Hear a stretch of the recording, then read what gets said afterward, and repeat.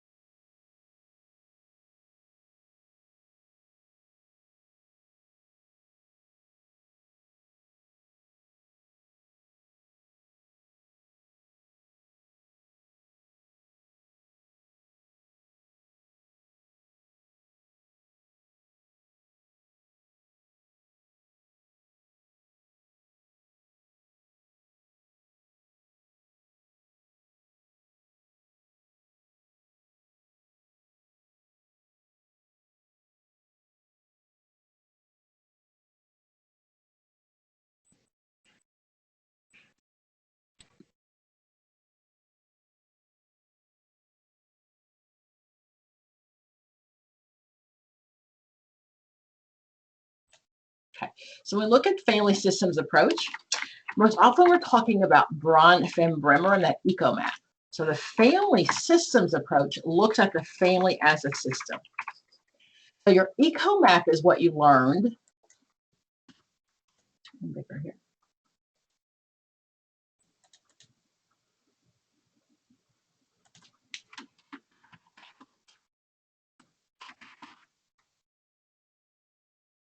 In family systems theory, it's the same. We took this theory, of course, away from every other business or biology or anything else that runs on a system.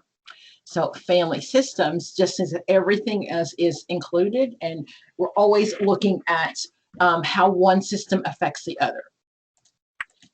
Okay, so then that term, cybernetics, you might see that one on there. Cybernetics just talks about how we talk to each other. We're valuing those communication styles. It's where those feedback loops come from. So you have negative and positive feedback loops, right? So if I have the negative, feedback loops, that is what's going to have it, but the homeostasis stay where it is, right? We're not going to have any changes if we continue with negative feedback loops. Positive feedback loops are when we stop with those.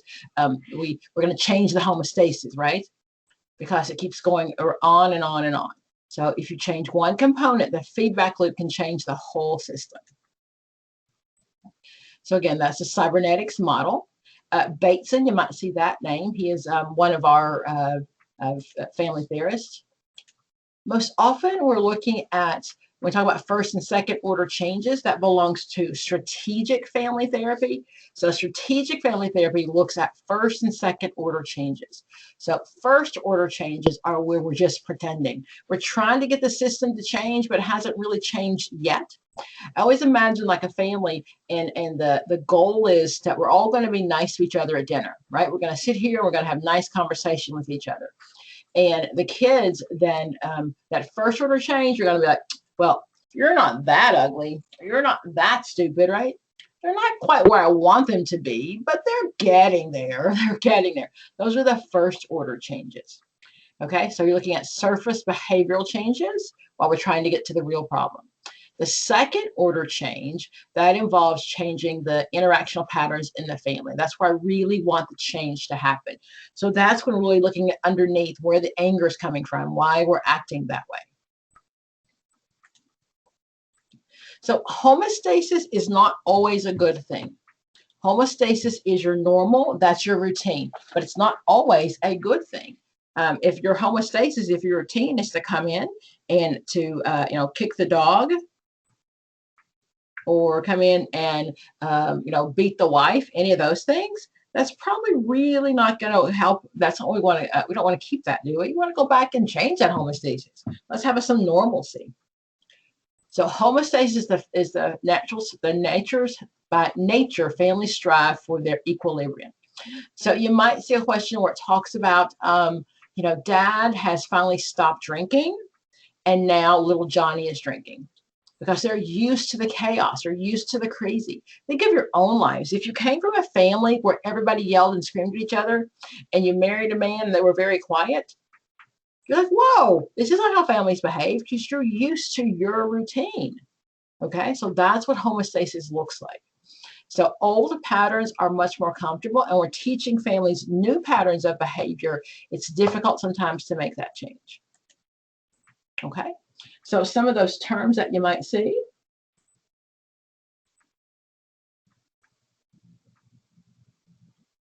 Okay.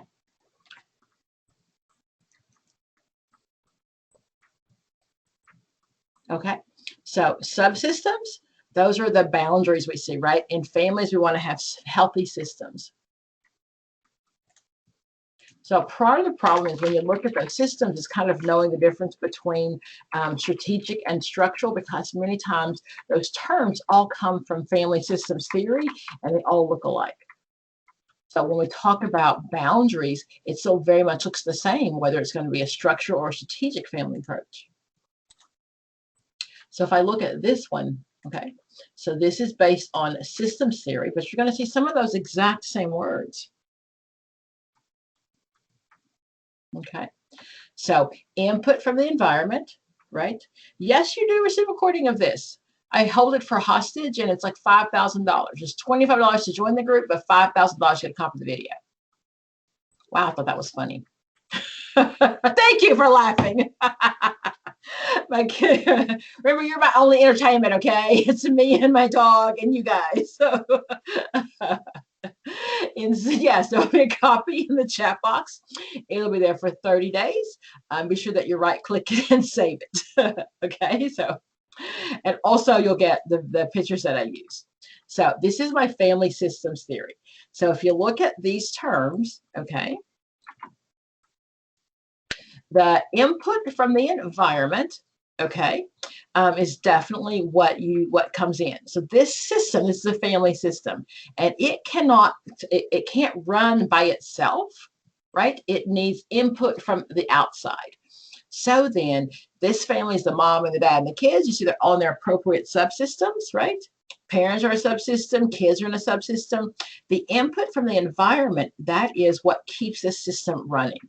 So if we go back and look at the Ecomap, right, and talk about, Braun-Fenn-Bremer.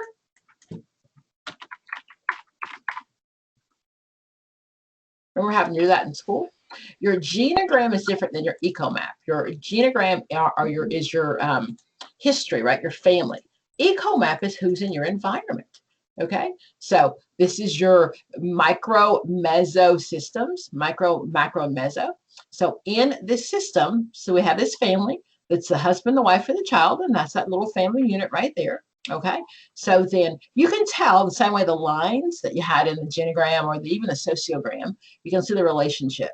So the county health department, they don't have a good relationship with them, nor the school, nor the extended family, not a good relationship.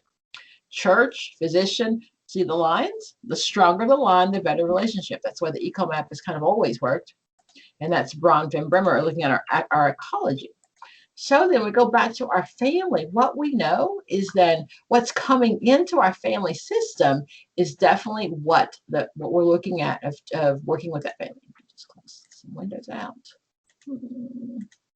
Okay, so the input from the environment that's coming into this family is what is my ecology. Anything the family doesn't produce. So friends, food, clothing, shelter, anything that they need to run, okay, that's what you're looking for. Okay, so the closest to the exam style question is in the blue book, Candy, the blue book of This one or the Blue Book of the NCE secrets? I'm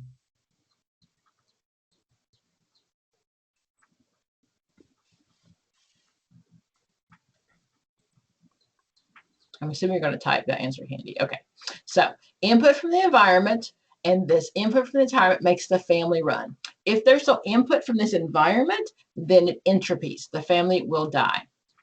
That's called entropy. So output to the environment is what the family puts out. So the boundaries, they're semi-permeable. They're appropriate boundaries. Okay. So that's a family systems theory.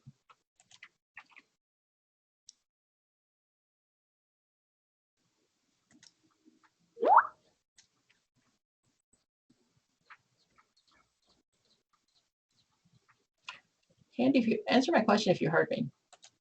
Which Blue Book are you referring to? Okay, so going back then.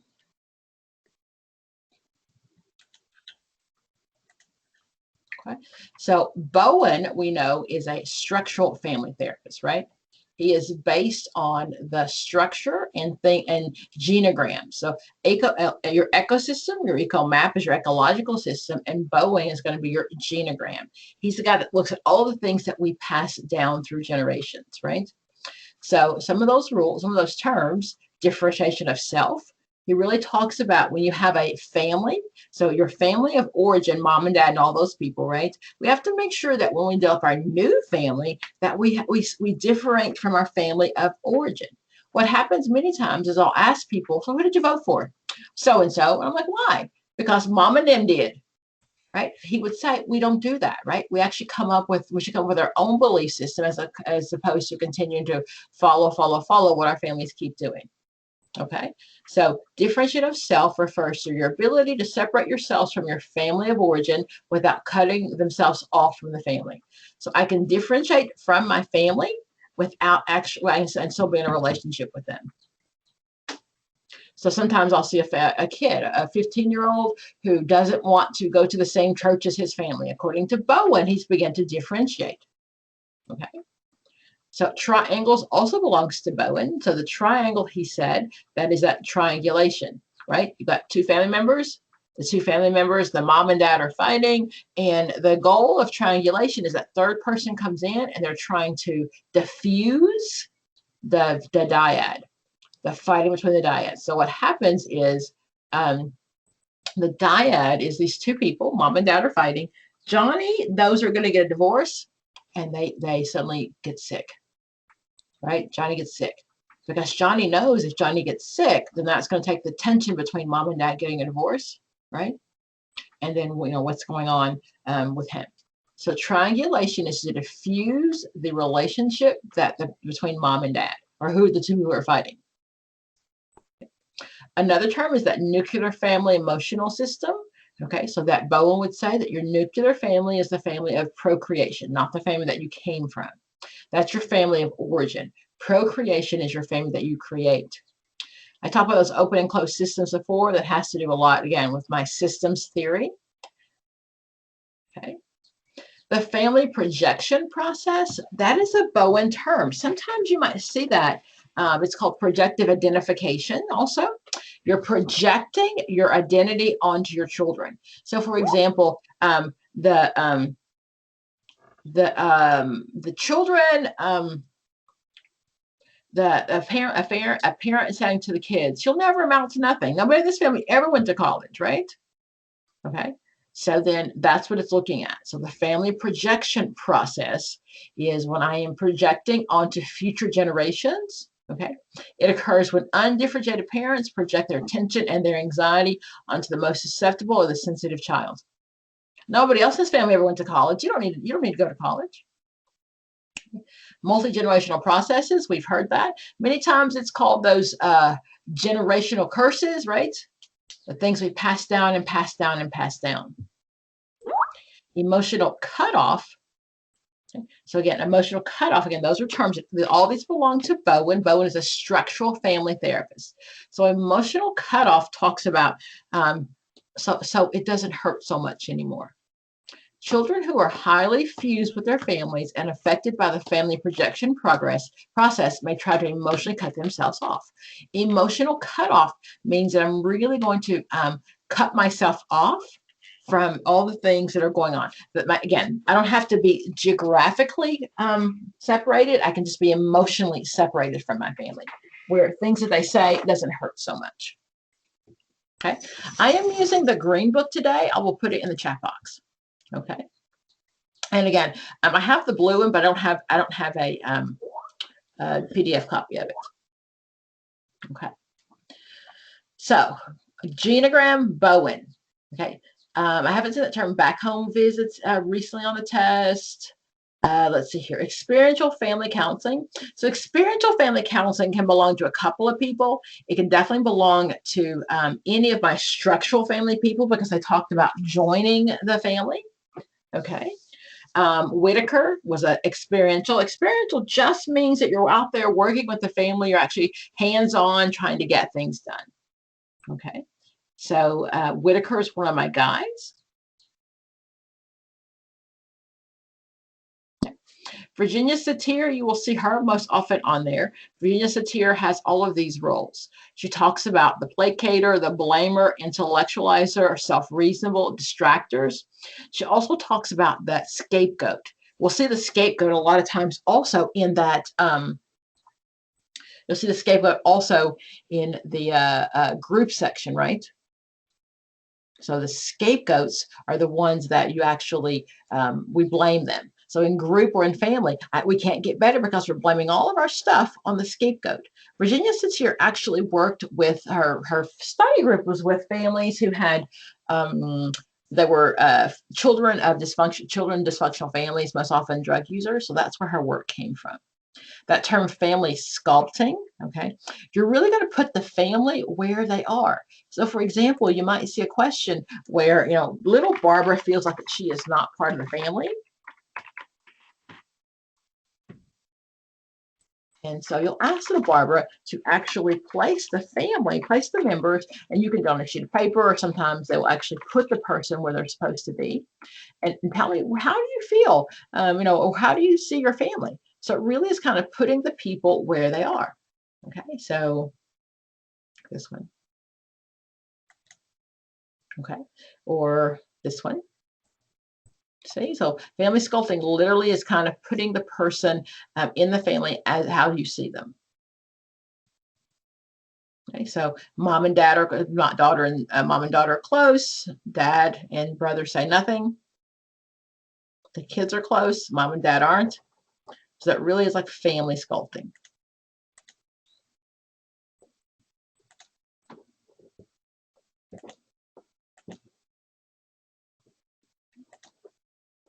So Carl Whitaker and Virginia Satir. Okay, and again, so you're looking at really kind of moving people so you can physically see what those relationships are like in families.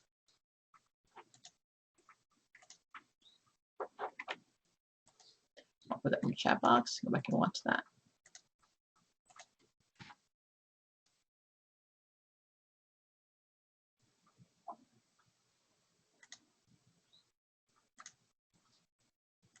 I don't know if that's windows. I have so many open today.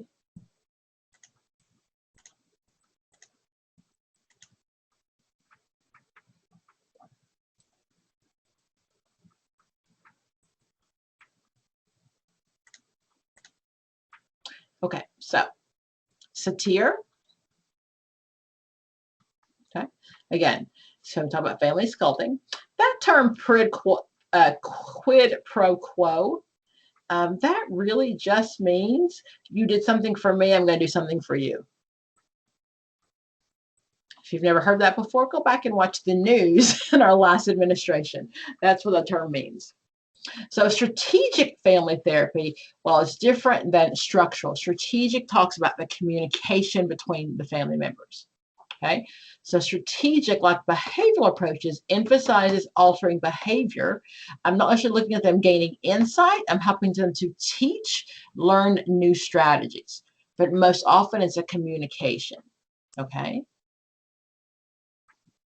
Strategic family therapists are active during sessions. They strive to quickly identify the presenting problem and enact a strategy to help the family resolve it. I kind of think of the strategic family therapy as the you go this way, I'll go that way, right? It's a chess game. Structural is changing the whole structure of the family, looking at the boundaries and the doors and the hierarchy, but strategic is about really making sure that it's a strategy, that it's a new communication style. The term double bind or paradoxical directives, prescribing the symptom, all of those terms come from strategic family therapy. Like the term quid pro quo, right? Okay. So when it comes to strategic, terms that are different. Relabeling belongs to strategic. Reframing most often belongs to structural. If you think of your house as the structure, and if I'm coming in, I'm having to change the structure of your home, okay, that is going to be reframing your home. So in structural families, the assumption is the boundaries are off, the hierarchy is off, we don't know who's in charge, family's a hot mess. So that's what I'm going to use that. Reframing. Relabeling is strategic. Strategic allows me then to look at the problem differently. Paradoxical intention, paradoxical symptoms, paradoxical directives. All those mean is we're really going to look at telling them some opposite thing to do. We've told them, we've asked the family a couple times to come in because they're fighting and they won't stop fighting. And we've said to them a few times, like, hey, why don't you go home and try this communication technique? Or go home and try this. And the family hasn't. So once they have not done what they were supposed to do, then we will come back and we will say, hey, wait a minute, why don't you do this? So I want you to go and yell at each other for 4 hours and make it really loud. That's a paradoxical or making sure that I prescribe the symptom, what they came in for. And those belong to strategic family therapy. Okay, let's see. The strategic family therapists give directions. They give homework. A lot of our people give homework. Okay. So counselors ask clients to engage in an ordeal with the paradoxical technique. In the pretend technique, clients are encouraged to simulate their symptoms, pretend. Okay, so all of those things are things that you might want to go over.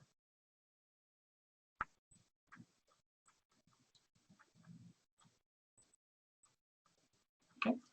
Minuchin, of course, like I said, he is my structural guy. Okay. So structure talks about the structure of the family. Structure refers to how a family organizes itself.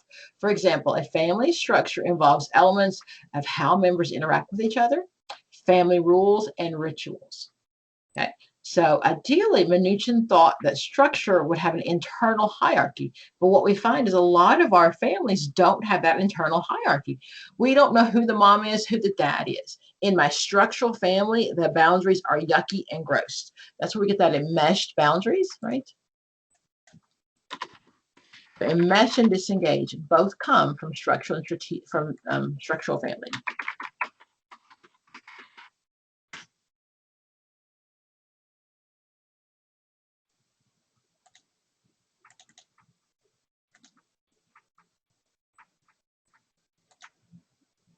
Okay.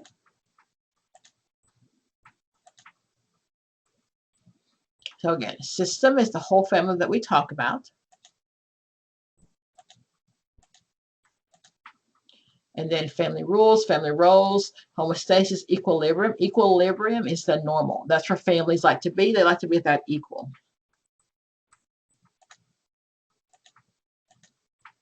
Okay. The family roles, of course, those role theories, you'll see those on there. Those are really sometimes the most difficult. So role reversal is when the child is acting like the parent acting like the child. The role ambiguity is the worst, right? I'm not really sure what to do because of the role that I'm supposed to play. It's ambiguous. In this relationship, I thought I was going to be the husband. I thought this and this and this were the routine. And then it turns out that I'm not supposed to play that role. It's something different. Okay. Family rules are rules about how the family operates, and oftentimes they're unspoken. So you'll see it a lot of times with families that if you're working with a family and you're like, whoa, wait a minute, And you go back and then you're like, where was that rule written? Where did that come from? Because so many times it says we're supposed to just really follow the family, join the family, so we have an idea of what those family rules are. I was doing a family therapy one time, and I had the kids coming up with the family rules. And one of the rules was, if you don't live here, you can't eat out of our refrigerator. I have never in my life heard that as a rule. So apparently mom's boyfriend was coming over and letting them eat out of the refrigerator.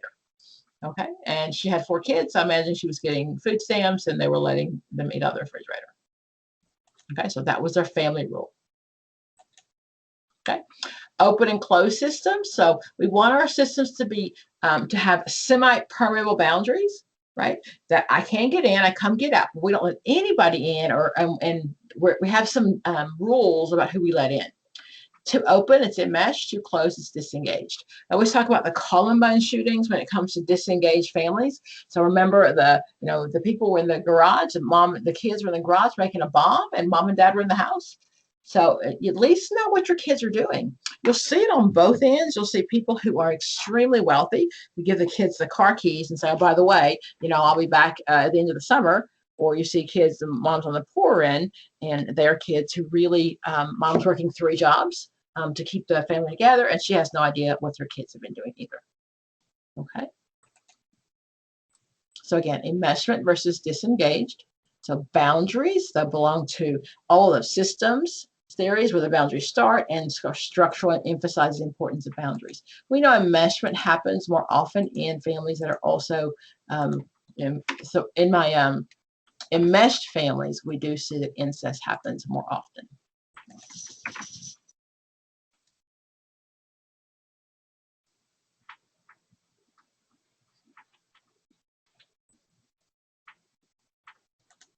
Okay, oops. Yeah. That's all of my theories here.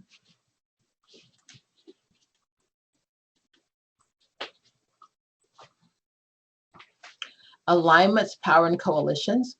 You'll see those also definitely in families with structure. So when we look at a family that, let's say mom and dad are married, and then on the other side, we have mom and dad and the kids. So dad's an alcoholic, right? So dad has separated from mom. So these alignments that we have, it's usually mom and the kids against dad. Or let's say dad is the alcoholic, and we have mom with the kids, or dad with the kids against mom. So alignments and coalitions occur when family members form an alignment against another family member. So mom comes in and reminds everybody to be quiet because dad's sleeping. Or when dad gets home, he's going to be grouchy. Those are the alignments that happen in the family structural. So joining, the terms you're looking for. So joining does structural, but so does any of my experiential therapists will use joining techniques. Structural maps, again, we talked about those, are kind of just seeing who is in the family and their relationship. Enactments, reframing, restructuring. Unbalancing is what we want to do because we don't like that homeostasis. It's not healthy. So we're trying to unbalance that family. So all of those things that you'll see in family systems. And part of the term is learning who is who, because when I see that it's a Bohemian approach, I'm looking for genograms. I'm looking for how it's passed down, looking for those relationships that are passed down and passed down. That's what it looks like when I'm using my genogram. So those terms of family, again, systems is my big term, and under systems is both structural and strategic. The goal is when it comes to my structural, I'm looking at the boundaries, the hierarchy in the families. When it comes to strategic, I'm looking at the communication styles. Okay, so that's what we're looking for when we see those questions. Okay, so we're going to pull up some questions real quick and stop sharing for a minute. Okay, questions in general, guys, questions you might have seen on structural and strategic and you're kind of not sure.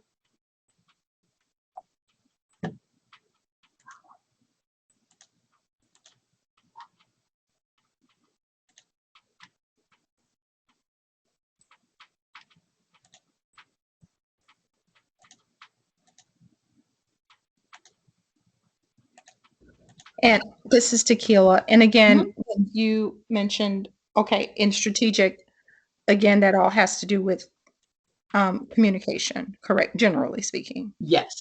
Yes. Okay. Okay. Thank you. Okay. In a structural family, the assumption is that the hierarchy, the power, the boundaries, everything is just really off in this family. Okay. And what I'm trying to do is come in and restructure the family. With strategic, I think like a chess game, I'm trying to give them some moves, a plan that will help them get to where they need to be.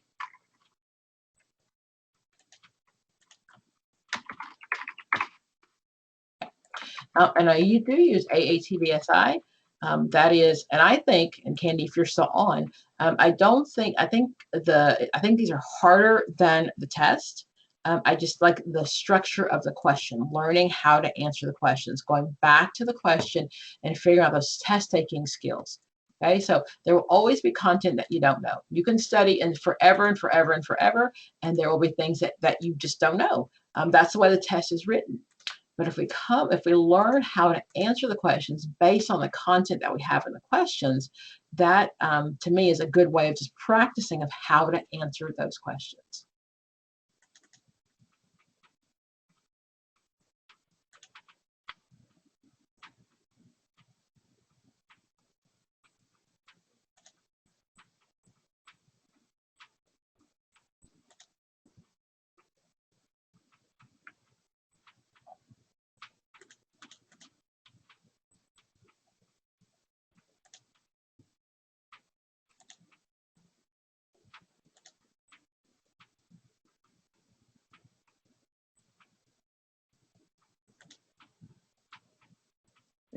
Could you talk a little bit more, something very interesting you mentioned, which is funny because I had never heard this before, but typically where incest typically happens is in enmeshed families. It is. Could you So I sure, and I am not, please do not send me a text or an email or tell me again how you feel about the Duggars.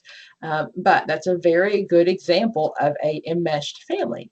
Okay, so growing up, and if you watch the family of 37 million grow up, they all they had were themselves, right? They really, rarely interacted with anybody else. They didn't go to school with anybody else. They had a very closed system.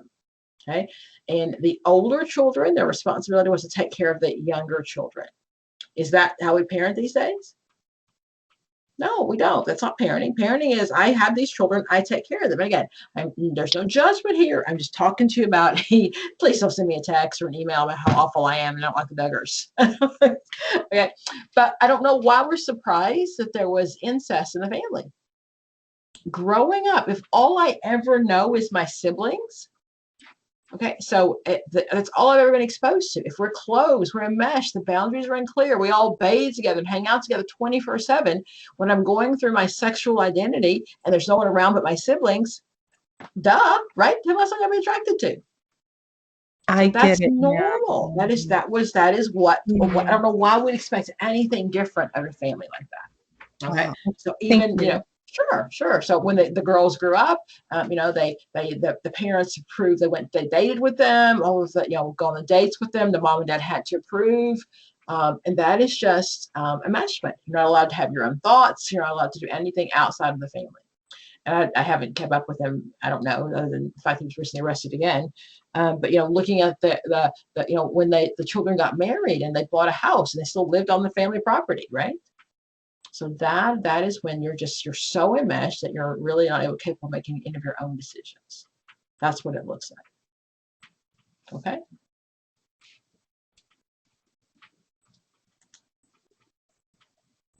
Trying to find some questions on family.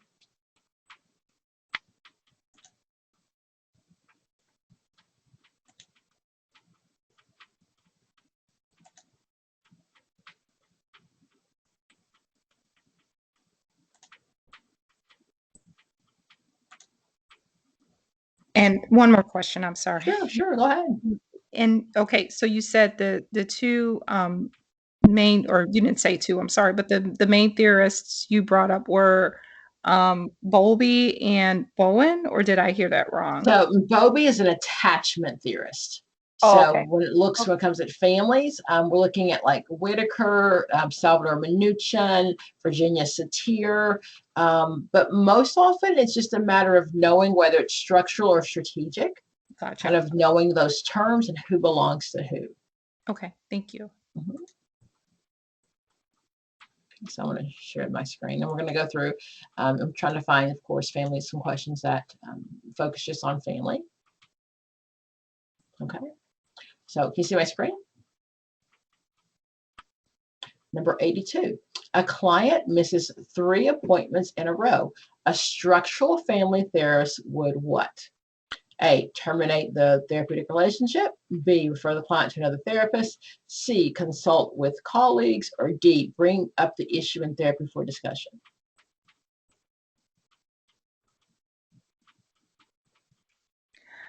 I'm going to be the scapegoat here. Would it be D? Okay. So, would only a structural family therapist do this? All therapists would do this, right? Whether I'm structural or not. If you don't show up, we're going to talk about it. So sometimes you'll see questions according to this kind of therapist, blah, blah, blah. So that's just a normal therapy rule, right? It doesn't matter if you're structural or not. If someone misses a session, we're going to talk about it. Okay. In treating a couple, a therapist using a Bohemian approach to family therapy would most likely what? A, work first with the most undifferentiated partner. B, encourage each partner to identify the part he or she plays in the relationship problems. C, encourage confrontation to initially increase tension between the partners. Or B, become triangulated into the family system. In a Bohemian approach. So Bohemian, remember, I'm thinking genogram, thinking generations, and thinking where things that we pass down from family to family. Oh, become triangulated in the system. I don't know if I like that or not. Triangulation's I'm there to like break up the tension between the two. How about B? Would it be B? Oh, It would be. Got it. You got it, right? Because so the goal of your family of origin, right? You're bringing in things from your family of origin. My mom and them did this and your mom and them did that. And instead of bringing that into our new relationship, let's separate, right? What did I bring into this relationship? What expectations did you bring into this relationship? Right. So that's what we're looking for, is making sure I look at the part that I play of what I brought in. Could Gestalt work for this? Gestalt is here and now. So I'm looking for those here and now words. He would talk about getting rid of your unfinished business. So I don't think Gestalt would be a good fit for here. But you can do, Gestalt would do a family therapy. You could see a Gestalt family and a Gestalt group, definitely. Okay. In a mesh family in which an over-controlling father constantly nags and yells at his 18 and 15-year-old sons, a structural family therapist is most likely to do which of the following? Okay. He's a meshed family. A mesh means I'm looking at boundaries, right? That's a structural hint, structural or some kind of systems theory. He would what? Manipulate the family mood by nagging even more and yelling even louder. B, help the father understand that his nagging and yelling elicits oppositional behaviors from the boys. C, consult a genogram of the father's family. Or D, create a therapeutic double bind by telling the father to set an hour aside each day that he will nag and yell at his sons. Okay, so it's a structural family therapist and they're enmeshed. So I'm looking in the question for the words that help me decide what my answer is going to be.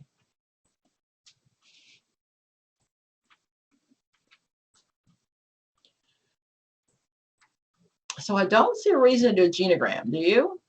No. There's not enough in the question that suggests I need to do a genogram. I don't see that. Okay. B.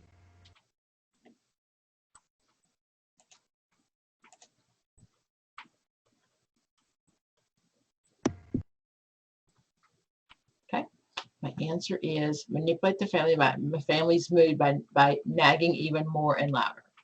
So then there's your example right there. So your rationale, Minuchin struggle family approach regards dysfunctional families being either enmeshed or disengaged.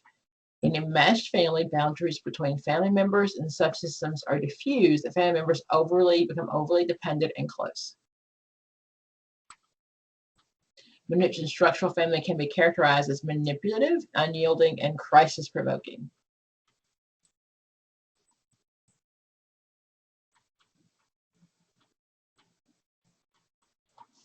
Okay, so go back to the question. Okay, so a genogram wouldn't work, right?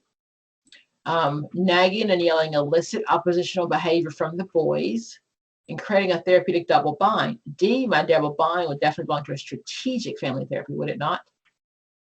So my answer is A. So when we're talking about this family, the goal is that I'm trying to break their routine, right? We talk about those positive, negative feedback loops.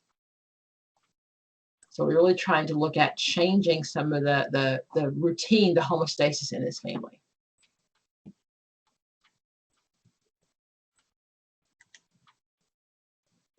Okay. For a family system, a Bohemian therapist, when a family exhibits a high degree of fusion, that one member is more differentiated than the other, the likely approach would be to what?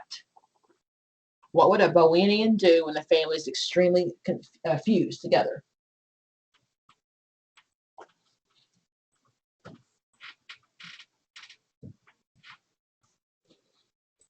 A, work with the least differentiated family member. B, work with the most differentiated family member. C, work with all family members as a group. Or D, work with all family members in individual therapy until they reach a similar level of differentiation.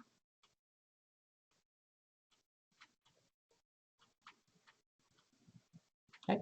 So when families are fused and they're together, I'm going to work with the most differentiated family member. That might often be like the black sheep of the family, right? Because everybody else is going to follow in line and follow all the rules. So everybody else looking at the Duggars, right? They're all in mesh and everybody's following the rules. And we get that one kid who doesn't want to follow the rules, doesn't want to take care of the little sibling. That's the one I'm going to work with. The one who is most differentiated is one who's most willing to make some changes. Okay. Your fusion, emotionally stuck together. So Bowen would say I'm going to work with the one who's the most differentiated. Okay. Again, this has nothing to do with families unless you see a client-centered approach, but just some recall when it comes to our theorists. A client-centered therapist would what? A, use directive approaches to achieve behavioral changes. B, praise and validate clients whenever possible. C, is careful not to share personal experiences and feelings. Or D, strives to understand the client's experience. What would a client-centered therapist do? That's Carl Rogers, right? I'm looking for those words. Incongruent, non-judgmental, all of those terms. Which one would he do?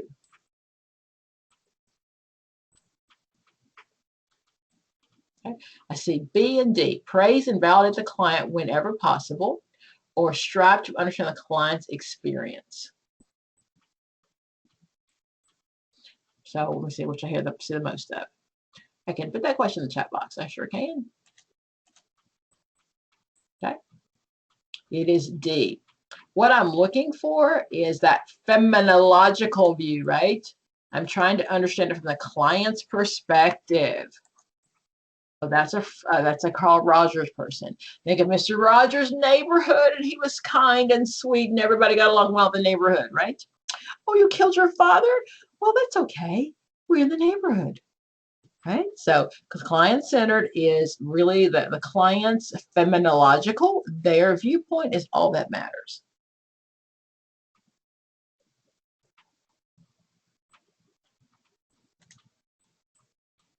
Okay. If you've seen these terms, primary, secondary, and tertiary, okay? So tertiary prevention that's the third level. When we're at tertiary, we're really looking at trying to understand you already have the issue, okay? So the primary is going to be I'm getting everybody, like the DARE program, where we got everybody. Secondary is really going to be the people who are more at risk, and tertiary, the people who've already been exposed. This is a public health model.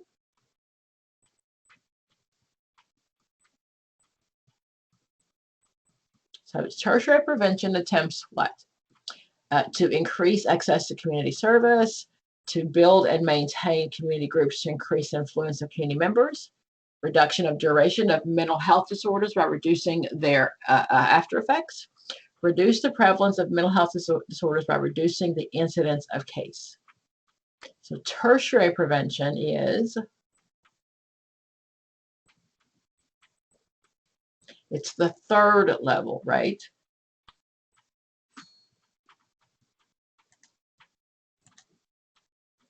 Okay, so that's my tertiary level. Remember the difference between incidence and prevalence. Prevalence is the actual number of events. Incidence is the actual number. Prevalence is the percentage of people that have COVID. The incident is the actual number of cases of people that have COVID. Okay.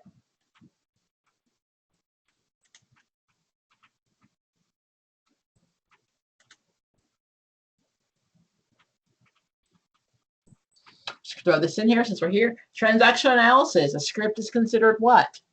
TA, that's what it's talking about, parent, child, and adult.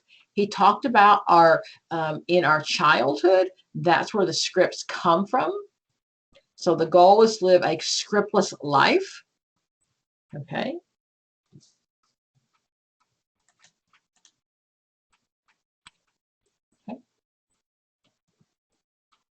So my answer is a life plan that's decided on early in life. I can.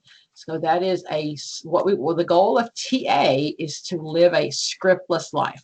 But our scripts came from childhood. Those are those three ego states, right? Your parent, your adult, and your child.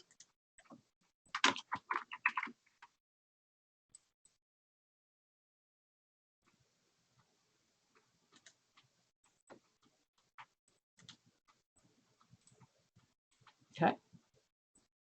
So the parents, adult, and child. And what we talked about is making sure that we're coming across each other at the same ego state, that we should both be adults, adult to adult. And when we have transactions that don't line up, either they're going to be complementary. When the parent role, it's okay in our relationship for me sometimes take the parent role and you take the child role. In a cross one, that is, I'm very much aware of what's going on. However, what I'm looking for most often, the problem one is the ulterior one, where I think you're treating me like an adult and you're really just treating me like a child. So those are TA and the games people play by Byrne. That's Byrne.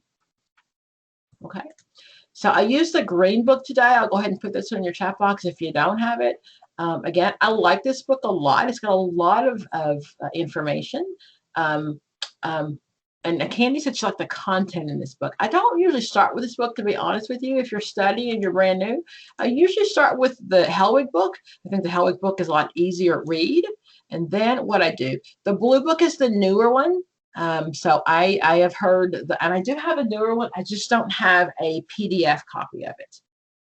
The difference in this book and Rosenthal, I think that you need to read material from different sources always. You don't want to ever get stuck reading from one source, because what happens